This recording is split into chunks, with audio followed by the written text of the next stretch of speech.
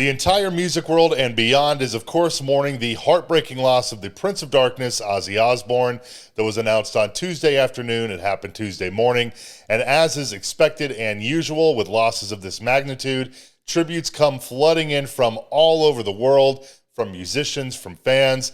Everyone is paying tribute to the great Ozzy Osbourne.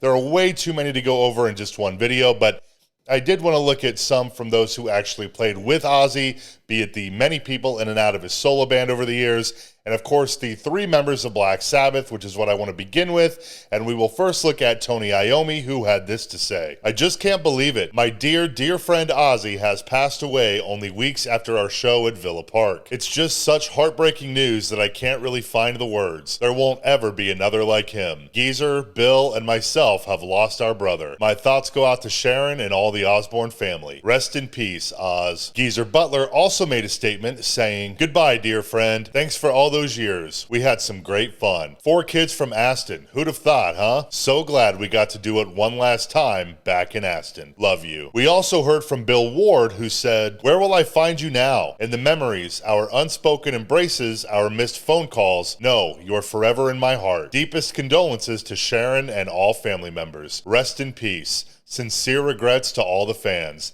Never goodbye. Thank you forever." So those are the messages from Ozzy's Black Sabbath bandmates. I think pretty much exactly what you would expect, given the nearly 6-decade history between all of them. I mean, in what, 3 years, 2028 will be the 60th anniversary of Black Sabbath. So a lot of ground to cover there, a lot of history between them. But there's also quite a few to look at from Ozzy's solo career. Obviously, there were quite a few people that were a part of that band over the years, including a few who, of course, are no longer with us. And now perhaps Ozzy can be reunited with those guys. But I want to start with who is probably, aside from Randy Rhoads, Ozzy's best-known guitarist, one who is pretty much synonymous with the Prince of Darkness. That is, of course, Zakk Wylde, who said in a post on Tuesday, "Thank you for blessing the world with your kindness and greatness, Oz. You brought light into so many lives and made the world a better place. You lived with the heart of a lion. I thank the good Lord every day for blessing my life with you in it. I love you, Oz. Beyond forever." Jakey Lee also had some very brief words. He shared this photo and said, "Damn it. Rest in peace, Ozzy." I'm glad Jake said something, but I'm even more glad that he made an appearance at Back to the Beginning, performing The Ultimate Sin and Shot in the Dark. From what we know, Jake didn't exactly have the best time being a part of Ozzy's band, as there are some disputes and discrepancies over songwriting credits and things like that. There are other people who have experienced similar issues. I don't think much of it at all is from Ozzy. I believe most of the issues that these guys have or had are with Sharon, if I understand the situations correctly, but this is not really the time or the place for that. But it really was just great to see some sort of acknowledgement of Jake from Ozzy's camp.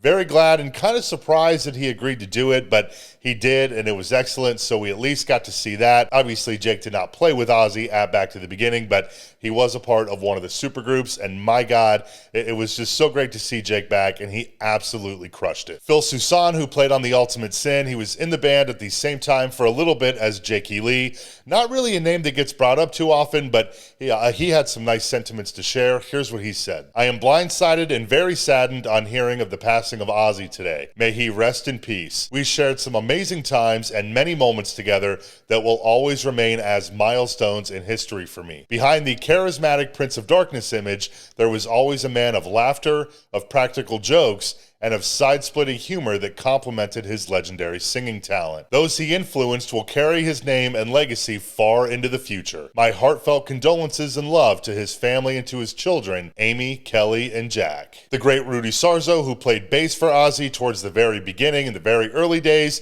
he was on Speak of the Devil and Tribute, both, of course, live albums.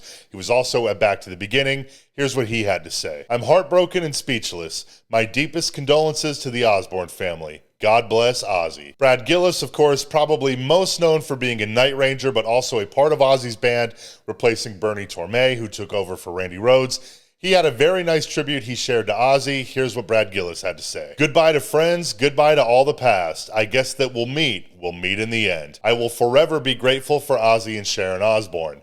Everything they did for my career and for me personally, I am forever in their debt. My experiences with Ozzy are something I hold close and will forever cherish. With Ozzy, you could run through a gauntlet of emotions, but what I remember the most were our crazy fun times and rocking next to him playing those incredible songs. Unforgettable. Flying high, boss man. I'm sure Randy is waiting to greet you. My condolences go out to Sharon, his family, and to his millions of fans worldwide.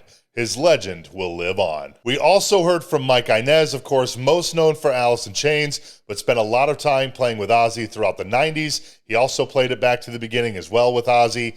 Here's what he shared. Thank you, Ozzy. I loved every second I spent with you since 1990. We sure laughed about a lot of things. I'll never not miss you. Glad we got to make some noise together one last time. Thank you for a wonderful life. Moving on, we also heard from Gus G, who was with Ozzy for 7 years, I guess. I did not realize that it was that long, but he played on the Scream album. I don't think that album got the most love, certainly in my opinion, not as much as it deserved. There are some really great songs, especially the first 3 songs of the album, Let It Die, Let Me Hear You Scream, and Soul Sucker.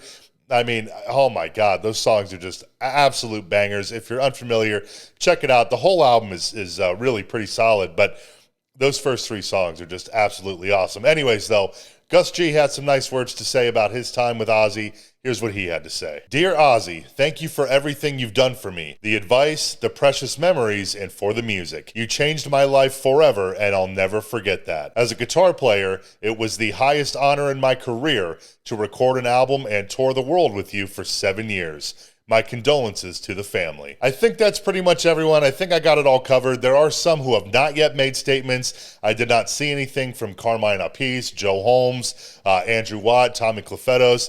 There's a handful, a couple of them. I don't even know if they have social media, Mike Borden and Tommy Aldridge, but most of the heavy hitters have already put something out, along with pretty much anyone else that you can think of, even remotely related to music.